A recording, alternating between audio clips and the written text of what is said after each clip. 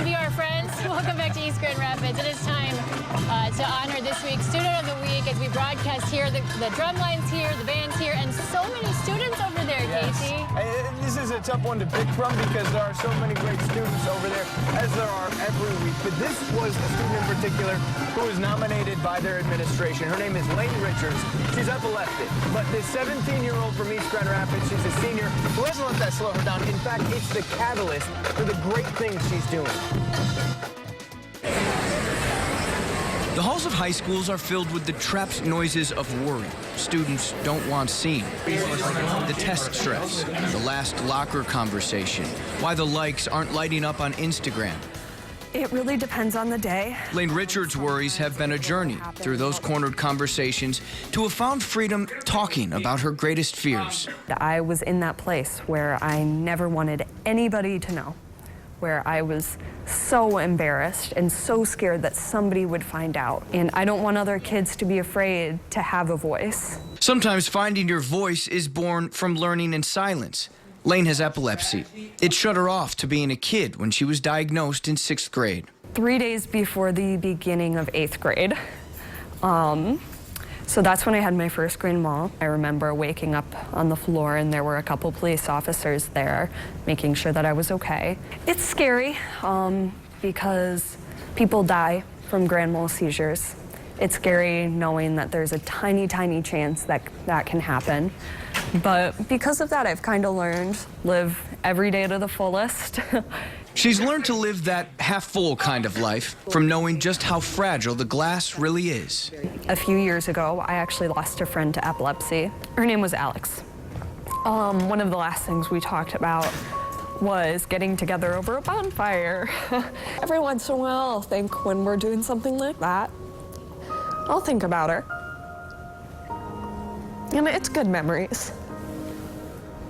There is a fire that burns now. It's in Laine. She credits it to her friend Alex. I like to think that she would kind of be on my side, I guess, and just kind of help.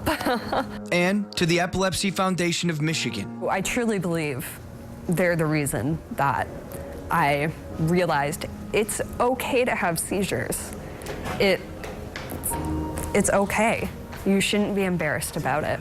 Through them, she started participating in walks and camps, meeting kids just like her with similar fears. That fire has now spread. Nationally, she's lobbied on Capitol Hill for crucial federal funding for awareness.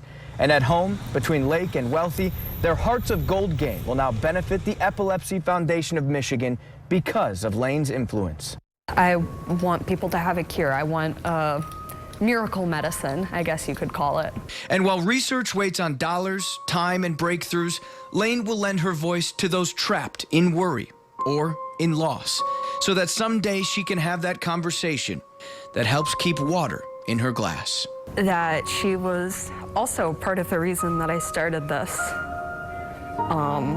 Because of her, I was able to help the Epilepsy Foundation find a cure. And here is our inspirational student of the week, Laine Richards, the 17-year-old young woman doing so much, and she's got lofty goals like finding a cure. But a little sooner than that, her goal will start with the Hearts of Gold game, which is October 18th right here in East Grand Rapids. She wants to raise $80,000. Laine plans to attend Michigan State next fall. She wants to pursue an education in special education. It's like she has a whole big support group standing right behind her. Laine's mom is on the board at the Epilepsy Foundation. Her dad, her proud stepdad, is our colleague, Brian Sterling. We're excited to see what she does because we know it's going to be great. Yeah, and both of them have really dedicated themselves to helping Laine with her cause, but she is that driving force.